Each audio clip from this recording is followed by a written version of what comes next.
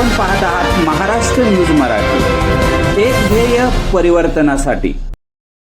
महाराष्ट्र बँकेच्या कारभारावर नागरिक नाराज। केवायसीला विलंब होत असल्यानं खातेदारांचं हाल होत आहेत। व्यवस्थापकाचा दुरून प्रवास अडचणीचं कारण ठरत आहे।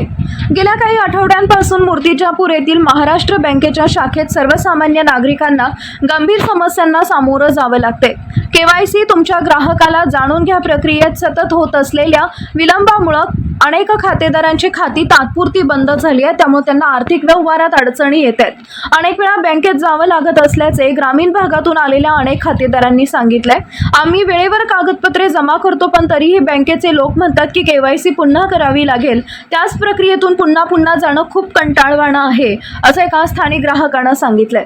बँक कर्मचाऱ्यांकडून वारंवार केवायसी करून घ्या असं सांगितलं गेल्यानं नागरिकांमध्ये नाराजी वाढतीये। अनेक खातेदारांना शासकीय योजनांची रक्कम वेळेवर मिळत नसल्यानं त्यांचे आर्थिक नुकसान होत आहे। सूत्रांनी दिलेल्या माहितीनुसार बँकेचे व्यवस्थापक दररोज दुसऱ्या गावातून फिरतात, त्यामुळे शाखेतील कामं वेळेवर सुरू होत नाहीत।